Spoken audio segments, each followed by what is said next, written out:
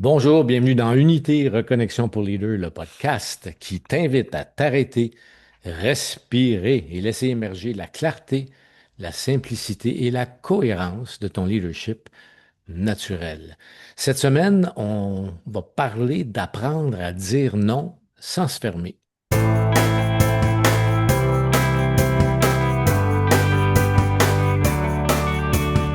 Dire non, c'est parfois dire oui à soi-même. Et le non conscient est un acte de présence et de respect de soi. Apprenons à dire non, n'est-ce pas, mon ami Yves? Oui, quel défi, Ben non, quel fallait que tu défi. dises non. Non, ah ben non, non. Et encore là, j'aime beaucoup cette question-là parce que c'est probablement une des choses que je vois le plus à travers les réunions que je peux avoir avec des équipes de direction ou avec des chefs d'entreprise ou des postes de vice-présidence ou de direction, la capacité que l'individu a à dire non. Puis je me suis intéressé beaucoup à cette question-là. Puis ce que je remarque encore, puis je vais te donner un exemple que moi j'ai vécu. OK, je me souviens de ça là, il y a plusieurs années. Là, ça doit faire 25-30 ans de ça. Et j'étais très défini dans ma personnalité par une stratégie compensatoire qu'on appelle, Luc, la stratégie du pleaser. Donc, celui qui veut plaire. Donc, pour celui qui veut plaire, c'est extrêmement difficile de dire non. Donc, pensez là, à ceux qui ont leur profil de personnalité, là, ceux qui ont beaucoup de jaune dans leur profil, peuvent avoir de la difficulté à dire non. Pourquoi? Parce que la personnalité joue pour se faire aimer. Donc, si je veux me faire aimer des autres, c'est sûr que si je dis oui, c'est beaucoup plus facile, même si l'autre ne nous aimera pas plus en retour. Mais d'être capable de se respecter, puis je pense que tu l'as très, très bien dit d'entrée de jeu, euh, dire non, c'est souvent se dire oui. Donc oui, je peux dire non à ce qui vient de l'extérieur de moi, mais lorsque je dis ce non-là, ça me permet de me dire oui à moi. C'est intéressant, hein, parce que le fameux dire oui à soi, ça n'a pas été tellement cultivé dans notre société là, en général. Il faut être gentil, il faut être bon, il faut être bien formaté, il faut aider, faut bon. On a toutes les il faut que là, qui font partie de Oui, cette suite-là. Il reste que un non sincère qui est vraiment connecté à qui on est me libère, mais libère l'autre aussi. Parce que là, on est dans une forme de vérité qui peut pas se mettre de côté, là. Donc, la personne qui continuellement dit oui quand c'est un non intérieur, ça va y faire peut-être des petites frustrations, des à peine perceptibles quand ça fait 30 ans que tu as une machine qui dit tout le temps oui, même quand c'est non. Mais l'accumulation de ça pourrait expliquer pourquoi tu as plusieurs clients comme moi qui souvent vont nous engager parce qu'ils n'ont pas de maîtrise émotionnelle, ils pètent leur coche à tout bout de champ. mhm, Mais pourquoi? Pourquoi? Puis souvent, on va retrouver que ben, c'est des gens qui ont de la difficulté à dire non. Puis tu as parlé des jaunes, là, ceux qui ont besoin d'être aimés, mais il y a aussi ceux qui désirent l'harmonie, la bonne atmosphère de oui, travail. Ils vont se sacrifier pour la bonne entente. Mais tout à fait, ils vont dire oui, mais ils se disent non à eux-mêmes à chaque fois, là. Fait que tout à fait. comment on peut apprendre à dire non? Ben, Est-ce que le podcast de la semaine passée sur le silence pourrait être une bonne façon, justement? ben, ça peut être une excellente première étape, tu sais, puis je te racontais, puis l'exemple que je vais te donner, ça s'est passé il y a plusieurs années, comme je vous disais tantôt, avec mon frère qui me demandait de l'aider à déménager, tu sais. Puis oui, oui, je vais y aller. Puis quand j'ai raccroché, ben là, commencé à parler avec ma blonde, disait, hey, encore un déménagement, il me semble que c'est tout le temps à moi qui appelle quand il veut déménager, etc., etc. Ben, elle dit, ça te tente-tu? Je dis, ben, pas vraiment, là. Ben, pourquoi tu y dis pas à lui? Et là, j'ai vu toute l'espèce de pattern de gentil, comme tu disais tantôt, de besoin de me faire aimer, etc., qui est à risque pour me sentir inclus. Et finalement, après la conversation que j'ai eue avec ma blonde de l'époque, j'ai décidé de prendre le téléphone puis d'appeler mon frère puis de dire finalement que je ne serais pas là, sans nécessairement y trouver une raison, quoi que ce soit. J'ai dit non, je ne serai pas là. Ça fait plusieurs fois que je le fais, puis c'est ça. Puis il me dit, ah, aucun problème, je vais me trouver quelqu'un d'autre. Là, C'est intéressant. Je t'arrête un instant, oui, Yves. Tu spécifies sans avoir à raconter toute une histoire du pourquoi puis du comment, là. oui, Puis ça, j'aimerais qu'on fasse une parenthèse ici parce que combien de fois on voit ça dans les entreprises, la personne qui va dire non, mais que là, qui part avec toute une explication.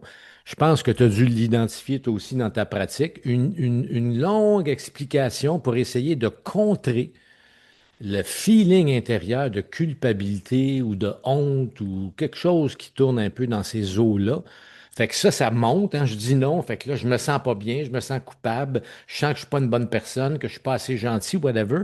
Fait que là, je vais expliquer longtemps pourquoi, comme ça va essayer de balancer. Et ça a marché quand on était petit, tout ça, cette mécanique-là, puisqu'on oui. l'a retenu, puisque c'est devenu une stratégie qu'on a aujourd'hui. Mais Stratégie de survie. est-ce qu'on peut s'entendre pour dire que tôt ou tard, à 25 ans, à 30 ans, à 35 ans, whatever, ça marche plus? Ben, ça peut marcher encore. Ça peut marcher encore. La seule chose, c'est que ça sonne faux. Quelqu'un qui est moindrement dans l'observation le voit dans le non-verbal de la personne, qu'il est en train de me raconter toutes sortes d'histoires, tu sais. Puis j'ai un exemple tellement intéressant là-dessus. Dans le temps, j'ai un de mes amis qui m'appelle, ça fait 6 mois que je ne l'ai pas vu, puis il m'invite à souper chez lui. Puis la veille, tabarouette, ça me tente pas d'y aller, je suis fatigué. Bon, puis j'ai eu une grosse semaine, anyway, peu importe les raisons. Fait que je l'appelle, puis je dis, hey, finalement, on peut-tu remettre le souper de demain, puis tout ça? Ah non, comment? Non, non, non, non, on vous attend, puis c'est important que tu viennes, puis tout ça. Puis écoute, je serai pas là. Et là, de dire, non, non, ah ouais, mais là, OK, puis pour quelle raison? Puis là, ce qui me monte à l'esprit à ce moment-là, je reste dans le silence, puis ce qui me monte à l'esprit, j'ai, OK, quelle raison pourrait bien faire son affaire? Oui. Et je lui dis, ben écoute, dis-moi c'est quoi la raison que tu veux que je te dise qui pourrait faire ton affaire pour qu'on déplace le souper. Moi te la dire. Comme ça, on n'aura pas besoin de s'ostiner pendant 10 minutes à savoir si c'est une bonne raison ou pas une bonne raison, tu sais. Wow. Et là, il est resté comme estomaqué pendant 5 10 secondes. Puis il dit, ouais, il dit, comme ça, tu ne viendras pas demain. Je dis, non, je ne viendrai pas. Mais ça n'a rien à voir avec l'amour que j'ai pour toi. Au contraire, ça a tout rapport avec l'amour que j'ai pour moi.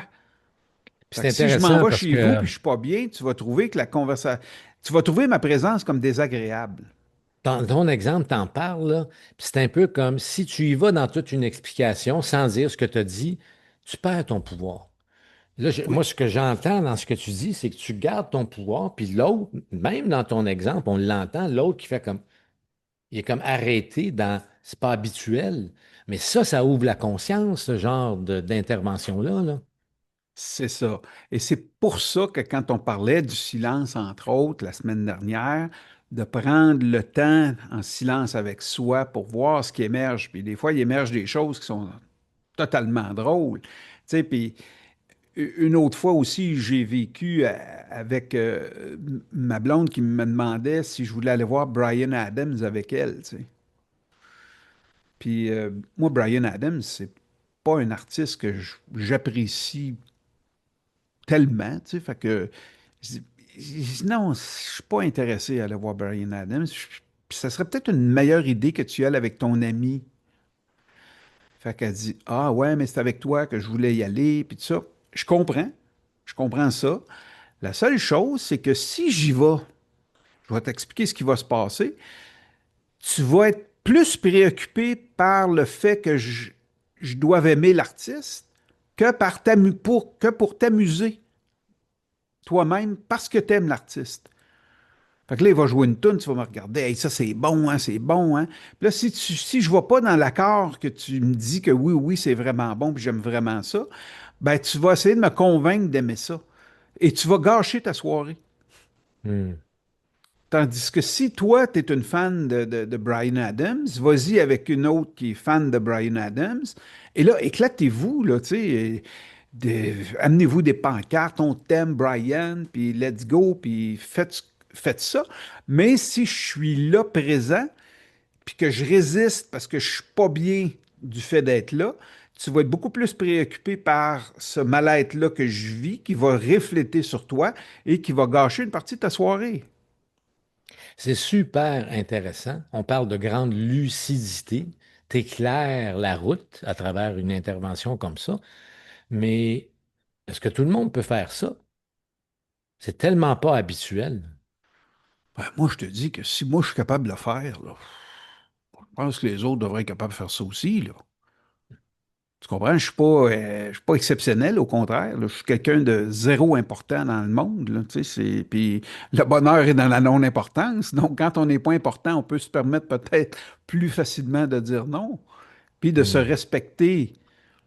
C'est beaucoup plus une question de se respecter. Et les gens avec qui vous allez être vont aimer ça. Les gens aiment les gens qui se respectent parce que ça leur permet à eux-mêmes de se respecter. Donc, la capacité de dire non, c'est pas dangereux, c'est pas grave, c'est juste que c'est non. C'est pas plus grave que ça, là. Ça ne veut pas dire que la Terre va arrêter de tourner. Et très souvent, ce qui crée le mal-être là-dedans, c'est que, bon, j'aimerais ça, supposons, je ne sais pas, moi, Luc, on s'en va voir une game au Centre Bell pour voir les Canadiens en séries éliminatoires. Fait que je me fais un scénario, ouais, je vais avoir du fun avec mon ami Luc, on va rire, on va déconner, on va avoir du fun, ça va être cool. Puis là, je t'invite, puis tu me dis non. Ben, moi, je suis mal à l'aise avec ça. Pourquoi? Parce qu'il faut que je fasse le deuil de l'histoire que j'ai commencé à me créer, que je vais vivre avec mon chum Luc pendant la partie de hockey.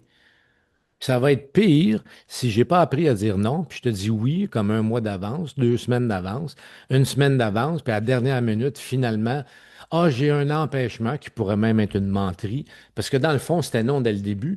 Fait que toi, tu t'es craqué pendant 2 semaines, 3 semaines, c'est encore C'est- pire. Ben oui, tout à fait. Tout à fait.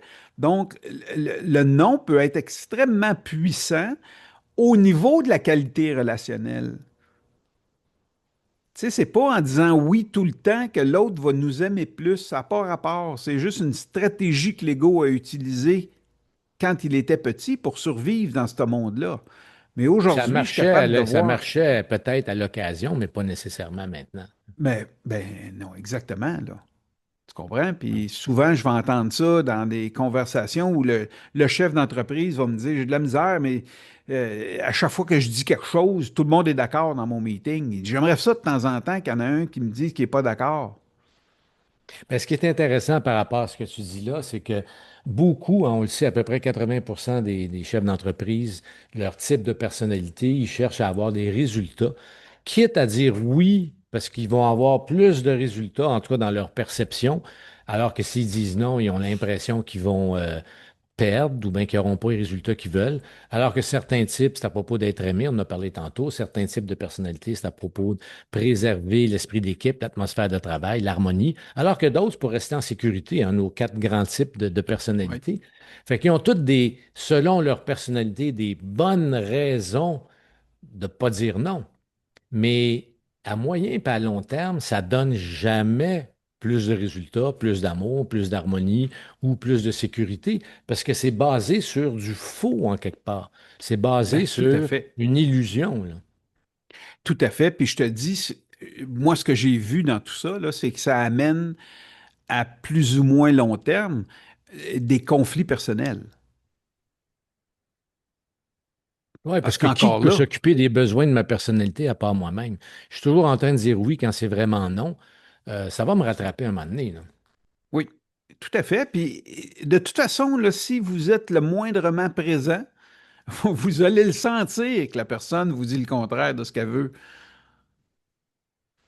Fait qu'à ce Oui, moment-là, ben, ça puis serait une bonne idée d'explorer ça, là. OK? Hey, avant de me répondre oui, là, prends le temps de regarder, là. As-tu vraiment le goût d'être là, là? C'est-tu vraiment ça que tu aimerais, là? C'est-tu... oui, puis tu Et là, parlais du whoop! langage du corps, hein, tantôt, Oui, c'était tellement important parce qu'effectivement, si j'ai quelqu'un qui me dit oui, oui, oui, mais que je vois que la personne, elle se croise les bras, les jambes, elle essaye de tout croiser ce qu'elle peut, à se revire de bord, elle s'éloigne un peu de moi dans la conversation, je pourrais avoir appris, je me souviens plus le nom, là, la symbologie du langage du corps. Puis là, moi, je dis, oh, elle est synergologie. fermée. Mais ça aussi, c'est assez hermétique là, comme conversation. Je pourrais plutôt dire, écoute, je t'entends dire oui, mais je te vois te croiser les bras, les jambes, te reculer, revirer de bord. Le message n'est pas clair. On n'est pas dans une accusation, on est dans un constat d'observateur, hein, parce qu'on en parle beaucoup dans nos podcasts, de développer notre capacité d'observation puis de D'observer. communiquer à partir d'un espace d'observation.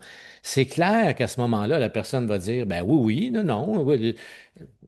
Puis si on Ou- met un peu de ou- silence là-dedans, ça va devenir ben, j'arrive pas à dire non parce que blablabli, blablabla, whatever. Puis là, on va rentrer dans une vraie conversation qui va faire qu'on va être encore en relation. Sinon, on quitte, on fait semblant que tout va bien, qu'on est en relation, mais il y a une fermeture de part et d'autre.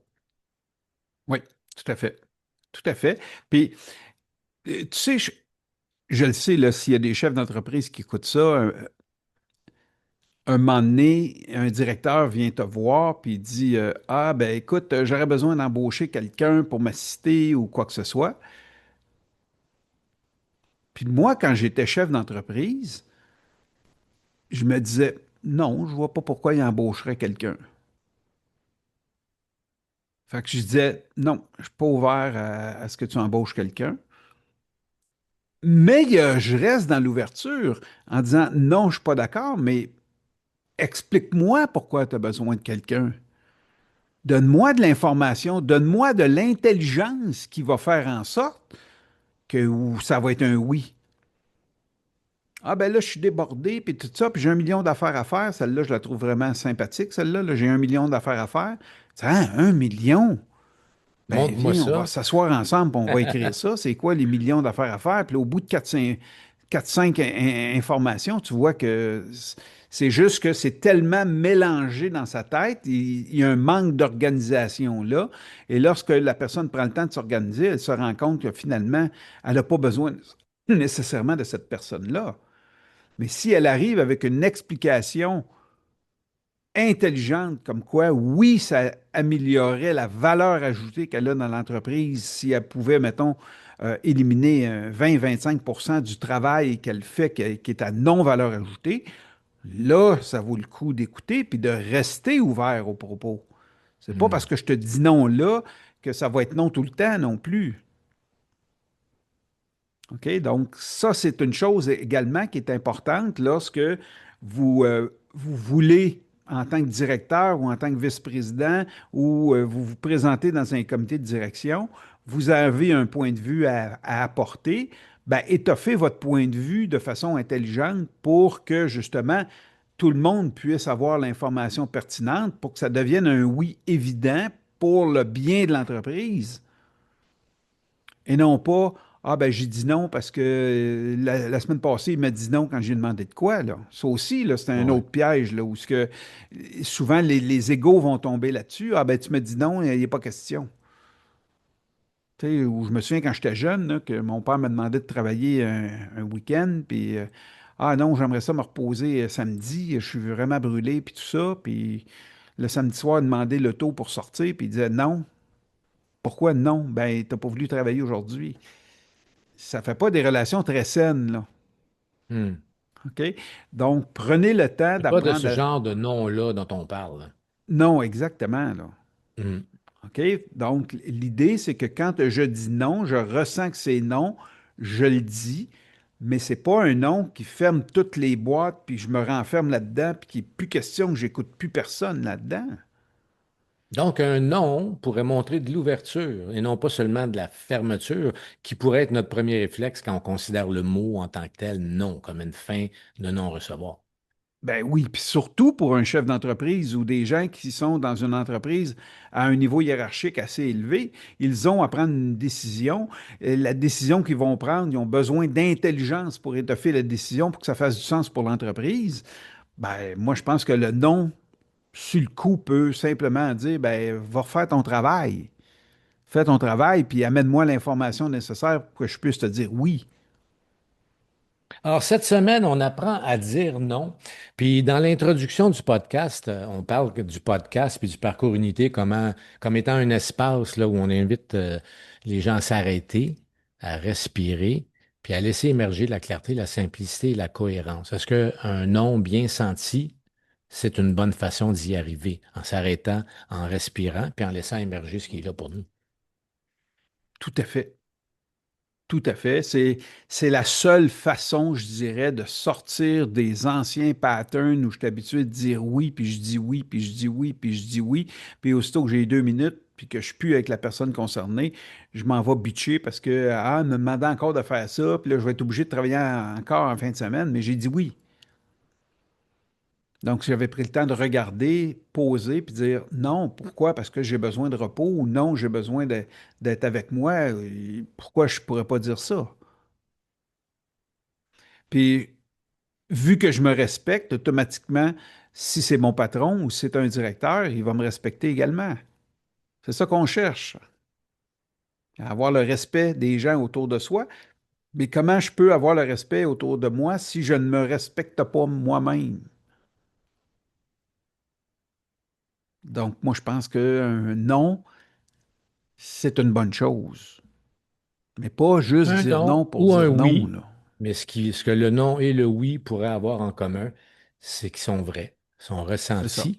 On a pris le temps de respirer avant de donner notre réponse pour cesser de donner des réponses, surtout quand c'est assez important, en mode automatique. Oui. Donc, on ramène de la présence, on ramène de la conscience là-dedans. Ben, bonne semaine tout le monde. On apprend à Puis dire non. juste en terminant, un petit truc, Luc, qui peut être Ouais, utile également, quand je dis non, je peux dire non, mais de poser la question au directeur ou aux membres de l'équipe de direction, et pourquoi je devrais te dire oui? très bon point. Donc, à ce moment-là, ça va amener l'autre à avoir une réflexion et à étoffer la demande qu'il vient de faire pour que justement, ça soit en lien directement avec le bien-être de l'entreprise. Puis ce qu'il y a en commun dans les deux, dans tout ce qu'on discute là, c'est de prendre le temps, Oui. de bien faire les choses, puis d'aller sentir qu'est-ce qui se passe en dedans de nous. Merci Yves. Hey, merci, puis à la semaine prochaine. Salut. Yes.